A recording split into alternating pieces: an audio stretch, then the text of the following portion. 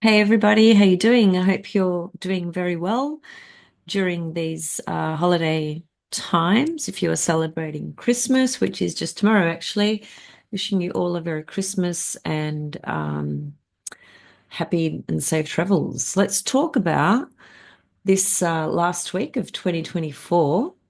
There's quite a few things going on, and we are ending the year, of course, with a new moon in Capricorn, which I really love this energy, especially because the goddess Pallas Athena is right there with this new moon. And it all sort of started actually when we had the solstice a few days ago, and the sun at 0 degrees of Capricorn. The closest thing to the sun actually, again, was Pallas Athena, although she was several degrees away, but she was the closest body. So this is showing us that the energy and the presence of this divine, beautiful, almighty, powerful goddess Athena, tropical zodiac, who's currently traversing through Capricorn, has has something to show us, basically. Now, Pallas Athena represents a lot of different things, but one thing that I love to remind people of, because it's never spoken about, is that she corresponds to clear seeing. So, in the context of everything that's winding up, as it were, for this last week of 2024, which includes Mercury having recently gone direct, coming into a T square aspect with Jupiter and Saturn. So it's a mutable T square. Um, Mercury is a morning star, which is Apollo, which is the light, which is the truth. We have the Jupiter Saturn first quarter square kicking in right now as I speak. That actually began at the conjunction point in 2020, the Jupiter Saturn conjunction at 0 degrees of Aquarius. We have transiting Mars retrograde, closing into an opposition to Pluto. So there are some, a lot of different energies and quite intense actually, um, closing off this last week of 2024 for us. And I'm going to just kind of tie it in all together and just, offer a few comments and reflections on what we can consider and think about as we go through this last week. So let me just share my screen and bring up some visuals for us. Okay, so this is where we are right now. This is a chart for pretty much 15, 20 minutes ago, uh, Southern Hemisphere, Melbourne, Australia. And the moon is at 15 degrees of Aquarius, forming a really lovely grand trine with, sorry, just trying to enlarge the screen a bit so I can see myself a little bit. Where are we? Venus in Aquarius. So there was a trine from Venus already to Jupiter. That was a few days ago. That was actually last week on Thursday. So was there anything nice that happened for you on that day, I wonder? Obviously, it's a very short transit, but it's still a very lovely energy. Venus and Jupiter being the two benefics, of course. And today we have them, all together in a grand trine, Moon, Venus, Jupiter. That's just a lovely energy to maybe soothe out some of the intensity of other things that are going on. Once again, though, this is only in play really just for a few hours of today. Still, nevertheless, it's always a welcoming energy to have. Well, the moon it does regulate very much how we feel. Um, and Venus really does speak to whether we're feeling happy or not, or how socially engaging we might be, or just doing things on our own that please us, And Jupiter, of course, always brings in some sense of optimism, confidence, faith, it lifts up, right? It lifts up the mood, the moon. So that's a lovely, little formation happening today. But the bigger things happening in sort of the background really correspond to, as I said, Mercury forming an opposition to Jupiter and then, forming a square to Saturn. So there's a T square, it's coming up pretty soon. So we're going to feel this energy really over the next few days. And of course, this corresponds to Mercury's entire retrograde cycle, because Mercury was actually forming these aspects previously. It had this same formation two times, once in November and once in the first week of December. And so this is the third passage of Mercury coming into this relationship with Jupiter and Saturn. Because it's the third and last and final passage, then it might very well be that certain things or certain themes in our life that we have been processing or working on from a Mercury perspective, which is our thoughts, our conversations, our ideas, just things that we've been talking about with other people or listening, and so on and so forth. Something about a lot of different thoughts and conversations perhaps will become a lot more clearer at this time, because it's the final passage here. Usually when you have a triple transit of something begins at the start, second part happens at the middle, the second hit, and then at the last hit, it all sort of comes together, right? um, it's very important though to note that Jupiter and Mercury are in mutual reception, okay, which really it really enhances and helps the opposition between Mercury and Jupiter. And of course, Mercury and Jupiter is left brain, right brain, okay? Mercury is left brain, Jupiter is right brain. So this has got very much to do with our understanding, our knowledge, and our wisdom. And Jupiter tends to exaggerate things at times, and in Gemini it certainly will as well, because Gemini is its detriment placement too. But anyway, the point being that all this energy has to pass through Saturn. So Saturn is always going to teach us something. It doesn't matter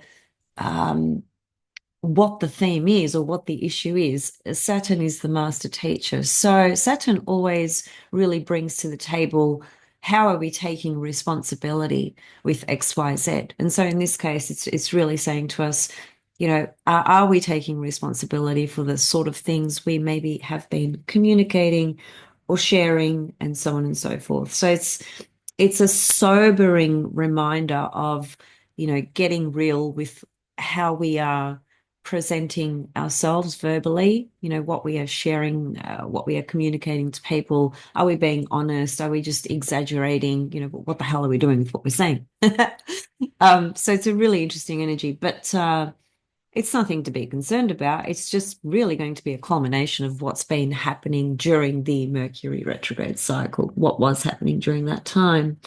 And of course, as I said, Apollo corresponds to Mercury morning star, which is what Mercury is at the moment. So there is very much an implication here that things are coming to light, truth is coming out, So you just need to think about that relative to your personal circumstances. The Jupiter-Saturn square, as you can see here, it's virtually exact, just, a few minutes away of being exact. So that's going to really come to perfection at some stage today. And that, as I said, it's important to think about where that conjunction occurred back in 2020. So 4 years ago, this is called the first quarter square. And the first quarter square is always about, well, Dane Rudhyar coined this particular phase, crisis in action. And, just to put that in basic English, what that really is reflecting is it's showing us whatever we perhaps initiated, during the conjunction of Saturn and Jupiter in Aquarius back in 2020, even though it's very difficult to see what exactly was going to happen back then, because it's like a new moon, like you cannot see it, right? It's a conjunction is the most powerful aspect, and it actually contains all possibilities. So there's lots of different things that can happen, right? And one other thing about conjunctions as to why they are so extremely powerful, quite apart from the fact that it contains all possibilities, is that a conjunction involves two very specific phases, if you like. it involves a balsamic phase and a new phase. And so the balsamic phase always speaks to having to have to let something go because something is finishing and completing. And the new phase conjunction, of course, speaks to the new birth of something. So it's a change, right? It's a transition. And that's why conjunctions actually can be incredibly powerful, but sometimes can be very difficult as well, depending on what they activate in our life, I suppose. So it's good to think about where that conjunction occurred in your own birth chart. And so moving forward 4 years later, we have Jupiter's moved on into Gemini and Saturn has moved on into Pisces, which creates a square aspect. And so the square aspect is always tension provoking, but it's also an energy that promotes the necessary change that's required, right? Because when we get too complacent and too cozy and too comfy, we're very unlikely to initiate a particular change. So squares come in and they kind of ruffle the feathers, if you like, and they move us and push us into a particular direction in order to create the necessary change. They can make things so uncomfortable that you've got no choice but to make a different choice. Now, this is just part, like the first part of the cycle, because this cycle lasts for about 20 years. So we're still really early into it, but we are at quite a pivotal point, particularly because this is happening towards the end of 2024.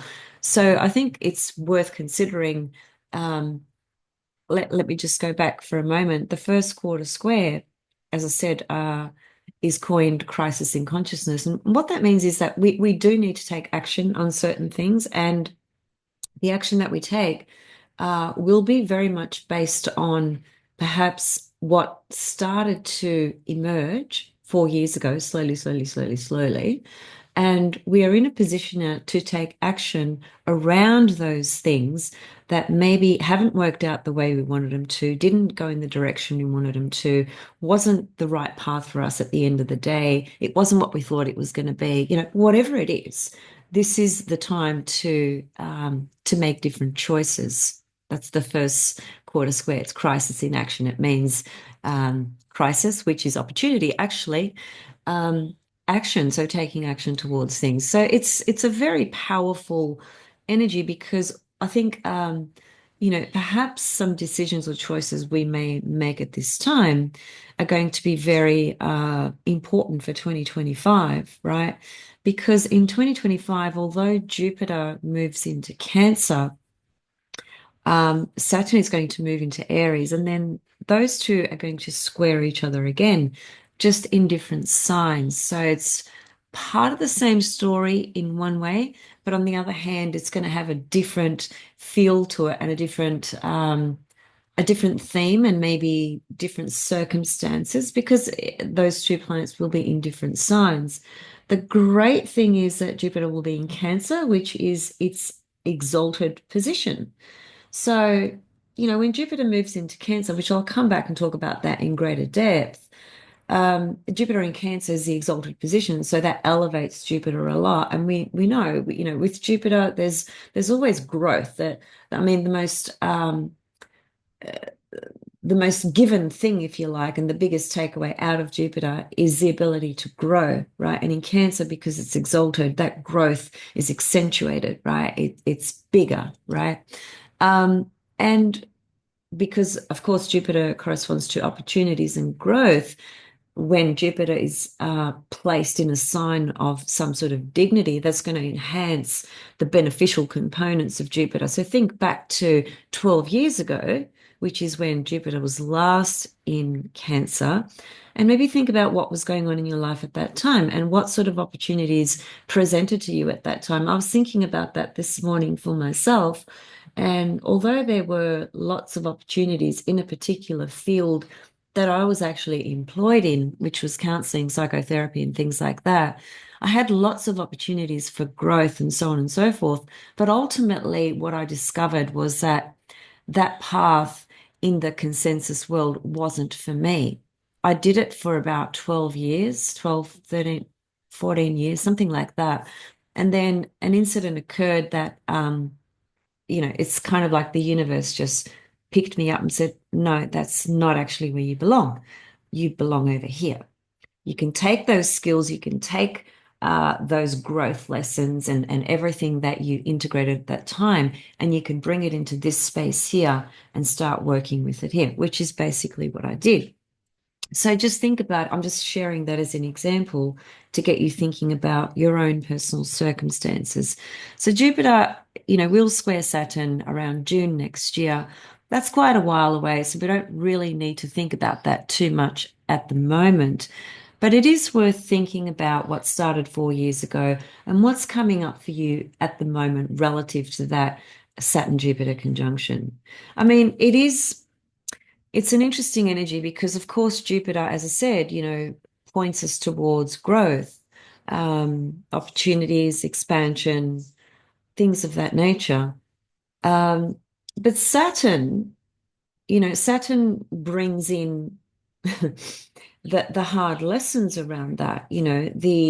Um, you may want to really grow in a particular direction, but how willing are you to take the responsibility and accountability that's associated with making those moves, versus just sort of being all over the place and not really committing to any one particular thing. Maybe because Jupiter in Gemini, has probably been for a lot of people, the thirst for more knowledge and more information, but an absolute overload of that as well, and that may have just dispersed this energy all over the place, which can lead us to not making a firm decision somewhere, or maybe we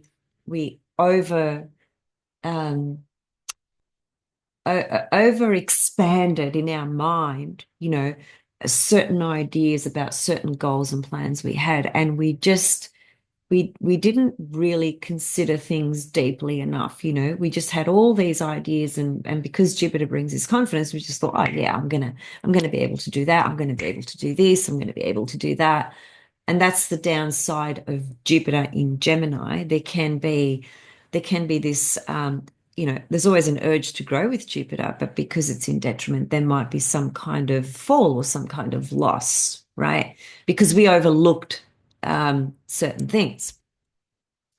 But just think about where the conjunction occurred in your birth chart and track where they are at the moment, and maybe pause and reflect if you are in the process at the moment of reconsidering certain things, or creating new pathways or changing your plans altogether. Anything's possible, right? Um, Moving on to, and of course, there are really huge collective implications here, but this will, relative to Saturn and Jupiter, because it's a 20-year cycle. And this will, really unfold over the next 16 years. We've already seen the first 4 years, and we've still got another 16 years or so to go relative to the energy of these two planets and what that reflects collectively, which has so much to do with technology, of course, especially given the conjunction occurred in an air sign and in Aquarius. Aquarius is a futuristic sign. We've seen, the advancement and speed of light, technologically speaking, how fast things are moving, and a lot of confusion around, again, what's real, what's truth, what's actually going to happen. A lot of a lot of false things being told or promoted, or sort of thrown out there. So, we have to use our own discernment, because there's just too much going on at a very fast pace. So, and I think that's really connected to the end of Neptune in Pisces, which is dissolving really a lot of things that we thought were true, that we thought were real. It's all just being smashed. Not all of it, but a lot of it is being sort of dismantled. Um, the next thing I want to bring up is the Pluto opposite Mars. And, look, that is an undeniably incredibly powerful energy, for better or for worse. Um, you know, we can be sort of going along in our life journey, and we can be thinking, oh, I'm in control. I've got everything under control. I know what's going on. I know what I'm doing, blah, blah, blah. And then, something is lying dormant in the unconscious with the soul's desires, Pluto. And the Mars comes along, and here it is here opposing Pluto, and bang, it opens something up. It activates a particular energy, which will be very much in some sort of alignment with our soul's desires and our willpower. The problem with this is can be the hunger for power and control. The hunger for power and control. And subsequently, what transpires from that is power struggles. So that can be in personal relationships, that can be in business partnerships, that can be in family, it can be on any level. It's simply got to do with the desire to exert your own power and will over another, perhaps. And that ultimately does lead to power struggles. Now, in some cases, that might be minor. In some cases, that could be extremely impactful and extremely significant. So again, with this energy, if something does get activated within us, we need to monitor that. We can't expect, I don't think we can or we should really expect anybody to monitor something for us or to pull us up on it, especially if we're adults, right? We need to be accountable for how we are using our willpower and how we are directing our power, right? And the flip side to this coin, of course, can be, and this is the highest level, which most of us won't really will not integrate it in this way. That's the truth. Some of us will, on certain levels to a certain extent, but it takes tremendous, conscious, clear perception, authenticity, and honesty to integrate this energy from the point of view of personal self-empowerment in the way of kind of putting the ego aside, as it were, because this is a very ego type of energy. It's two planets of will. Now, the ego is necessary. I was having a conversation with somebody about this the other day, and they were talking to me about, certain medicines that, create this portal that you can step into, which, kind of weakens the ego forces and so forth. And as a result, you are able to see things in a more clear or transcendent space, as it were. So it's an enhancement of something that we can naturally do, actually. And my guess is back in the golden age, we were all clairvoyant and we were all able to see things in the way they actually truly are. But over time, the ego has just gotten bigger and bigger and bigger. The personality has gotten bigger and bigger and bigger, right? And it's the dominating force, which is connected to greed and, greed of money, greed of power, so on and so forth. And this is very much, those sorts of things, the personality, the ego, the desire to want to be, the most powerful one, that energy always corresponds to the Sun, Mars, and Pluto. So it's up to us how we utilize this energy. We can step into it as consciously as we can and, integrate it for purposes of self-empowerment that's got nothing to do with anybody else. Because true self-empowerment has got nothing to do with wanting to dominate anybody else or control anybody else. It's the complete opposite. When you are in complete harmony and true self-empowerment, you have no desire to want to control and dominate anybody else. Controlling and dominating others and getting into power struggles actually emanates from a place of insecurity, which is the opposite to self-empowerment. So it's up to us. It's always up to us. In any case, I find it, I saw somebody post a little video. It's freaking hilarious. It's just a video of some scene from some movie. I think it was recorded back in the 60s. And it's just some lady walking up to another lady, just slaps her in the head and she falls on the Christmas tree. And she's just, falling down in slow motion. And then another guy walks up and then they get into a fight. And then the catchphrase is, no, not on Christmas Day. And it made me laugh, although it's it is funny. I love humor, right? I love humor. I've got to fucking laugh at shit in life, otherwise I'll go mad, right?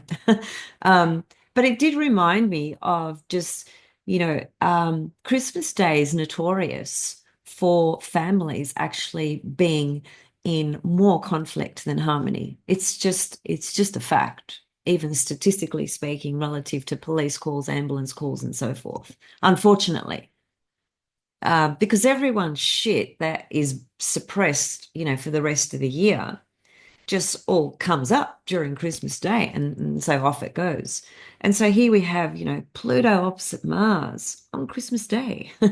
So it's just something to note and to be aware of, because you might be a person, and this is going to happen to a lot of people, I have no doubt. You might be a person who's invited to a family gathering. Let's just say you might be in a situation where you haven't seen these members for a few years, and for some reason you decide to go this time. And so Mars is opposite Pluto. What's likely to happen? If there's unresolved misgivings and anger and so forth, which we all have, let's be honest, right? So it's not a great energy to have on Christmas Day. There's no question about that.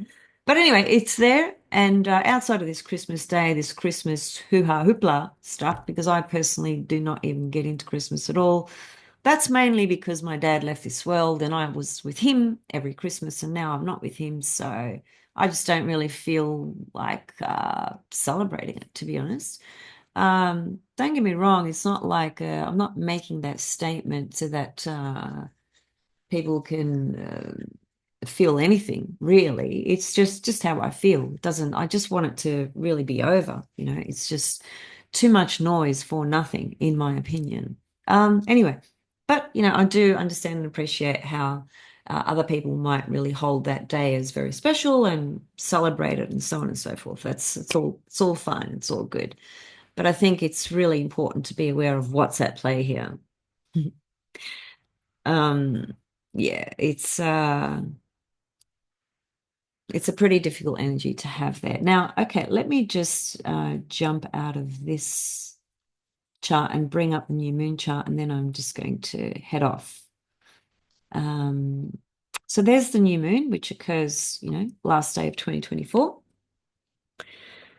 And what's happening there? Well, Pallas Athena, there she is there, conjunct the sun. Let me just grab a little arrow. Okay, so there's the new moon. There's Pallas Athena, very, very close to the new moon. And what else have we got? Saturn is actually sextile the new moon, which is great. Especially given Saturn. I wonder where that came from. Especially given Saturn rules the new moon, right? So Saturn rules Capricorn, so it rules the new moon. And what's it doing? It's in a harmonious aspect to the new moon. That's very encouraging. What else? It's the moon. The new moon is also square the nodes. Just move that out the way a little bit. So there's the nodal axis. Look at that right at the end. It's just got 2 more degrees, and then bang, we are into Pisces and Virgo nodal axis of the moon. That's another story. That's another chapter, which I will speak to next year, which is just around the corner.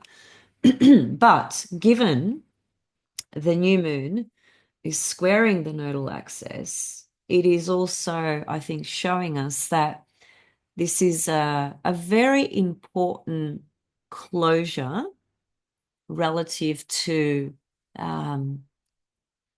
how we have, how can I put it? Well, relationships, Libra, but how we have participated in all our relationships, how we have grown in ourself, Aries, through the mirror Libra of all of our relationships, because we are right at the end of that now. And the new moon in Capricorn is squaring the nodes, indicating that there's something final that is finishing and completing here as well. And because it's in Capricorn, it means taking responsibility.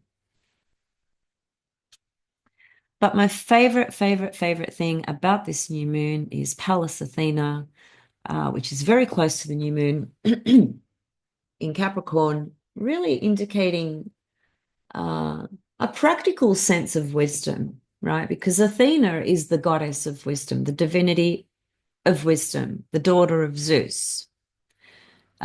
She's a warrior goddess. She's a goddess of wisdom.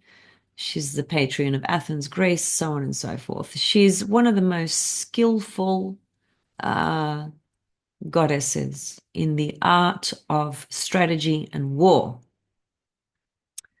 Her first choice isn't necessarily to go to war, but if she needs to, she will, and she's damn good at the strategizing around that. Now we can interpret that not literally necessarily, but just in our own personal stories and journeys and circumstances that require us to be more strategic, to be more wise, to be more discerning, about how we are handling things in our life. And in Capricorn, there's the surface level, if you like, right, which is very much connected to Saturn, three-dimensional reality, which is important because we do live in this three-dimensional reality. We can't just go, oh, I'm not a part of this at all. We're all a part of it. We have to be. That's why we're here. Um, and so, those aspects of the Capricorn new moon really does correspond to responsibility, duty, taking things a bit more seriously, and so on and so forth. Um, Maybe some boundaries, structures, I'm just using keywords for Capricorn here just to make it very simple. But I love the sea goat energy of Capricorn. That's the more that's the deeper aspect of Capricorn. So Capricorn, has this dual nature because it's the mountain goat and it's also the sea goat. So Capricorn at the deepest level has tremendous wisdom. And here it is, with the goddess of wisdom lining up towards the end of the year, not last day of the year, new moon, creating an energy for us that we are going to, step into 2025 with relative to the calendar year, because the true new year starts, on the 21st of March. Well, the astrological new year at least. So, yeah, I think that's about it, really. Let me think. Let me see. Uranus is a wide trine to the new moon, very, very wide trine. But, it depends which system you look through. The Vedic system would just say, yes, the sun and the moon are trine Uranus. Although they don't use Uranus. But anyway, you get my point, right? It's an aspect in that system is just by sign, not by degree, is what I'm getting at. Venus is approaching the end of her journey in Aquarius. That's been really interesting while she was conjunct Pluto in the series. Just trying to think, with the new moon conjunct Pallas Athena, there was something that I was feeling earlier today, and I just can't get the language for it. Mm.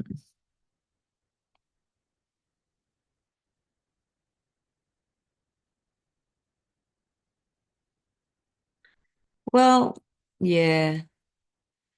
What was I thinking? Let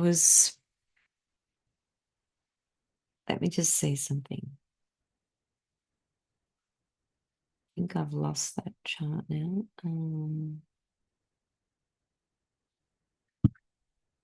Okay, just bear with me while this does relate to Pallas Athena. Oh, didn't want to do that. So you can see what I'm doing. I'm just going to animate the chart. Where did that come up?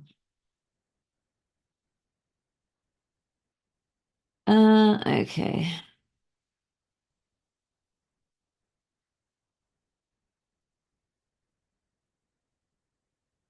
I'm just trying to demonstrate the observation of it's actually got to do with Jupiter and Saturn, the conjunction. Okay, there it is there.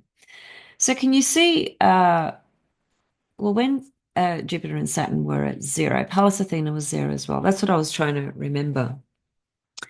Um, and you can even go before that where Pallas Athena was in Capricorn and you had all these guys lined up in Capricorn as well. So there's like this lineage there. You know, you got the father, you got the grandfather, you got the uncle, you got the daughter, right? There's this lineage of energies all lined up at that time. And 4 years later, what happens is basically this, Pallas Athena is virtually at the same place she was about 4 years ago because the asteroids come to the same sign exactly at around about that time frame. That is every 4 years. So she's virtually back to where she was about 4 years ago. Saturn and Jupiter are square each other. Pluto is in Aquarius opposite Mars. And this is all, leading us to the last week of December, where we have a final new moon for 2024, and Pallas Athena comes back to the position she was in 4 years ago. So her presence is very important, even just from that perspective that she was lined up with all these energies that have now moved on in different, parts of the zodiac, and very different to her because she's quite a fast-moving body versus the planets, right? But she's back in the story again, is my point. And I just feel that her presence is going to be just very, very important for what we do with the Jupiter Saturn square aspect as that leads us into 2025, because Jupiter and Saturn then are going to change signs as well.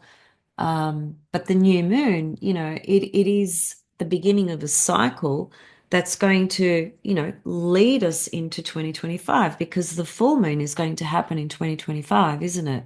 So even though this is the last new moon of 2024 and it's the end of that calendar year, this energy is really important because it's happening right at the end, and it's the beginning of a cycle that we will see the halfway point full moon, 2 weeks later. So just remember that because Pallas Athena's presence is there for that reason. Like she's so important. And she really does speak to practical wisdom, or practical magic too. Just depends what you want to do with the energy. Um, okay, so let me just see something else.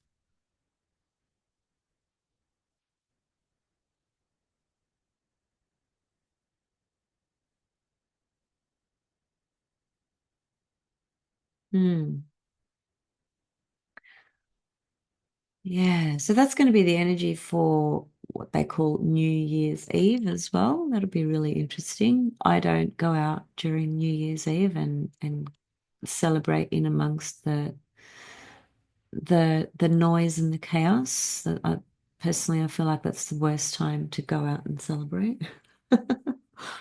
But anyway, it will be an interesting energy, even just on that kind of social level, for people celebrating New Year's Eve and so forth. It might just be more of a sobering effect. There might be more people, um, you know, taking their New Year's resolutions a little bit more seriously this time because it's all happening in Capricorn. Capricorn is always associated to being responsible for, the choices we make and everything we do and so on and so forth. But Pallas Athena at that highest level is the wisdom factor. So we're taking into the beginning of 2025 a really beautiful divine goddess energy that speaks to wisdom. And we can think about that from the level of that's how we are starting 2025. We are starting it with this energy of wisdom as the goddess is gifting it to us there with the sun and the moon, the king and the queen. And it's just a blessing or an omen, if you like, for us to start the year with some grounding and practical wisdom that can really assist us with all the big, big, big changes that are going to be unfolding throughout 2025, which of course I will come back and speak to individually or a couple at a time and so forth. Okay, I'm going to leave it there and I'll see you guys in 2025. It's been a very interesting and awesome and weird and painful year for all of us in different ways. Um, and I just remember what Rumen said in one of our sittings not so long ago, and that was that we think things are bad now to an extent, and they are to an extent. We can't deny that altogether. But compared to the real dark age, uh, what's happening at the moment is nowhere near it. In other words, there's still a lot of light and there's still a lot of good things going on. So let's not lose sight of that, and let's keep aligned with that and keep bringing that forth. I like what Jeffrey Wolf Green describes in his book, Lucifer. Um, that the more you align yourself with the divine source creation to all things, the more you try to bring that through in your life, to those around you, uh, to your circumstances and so forth, the more the opposite force is attracted to you and tries to distract you from that path. So just remember that because sometimes we might be under the illusion that, if I'm really authentic and really pure and really honest, then I've got nothing to worry about.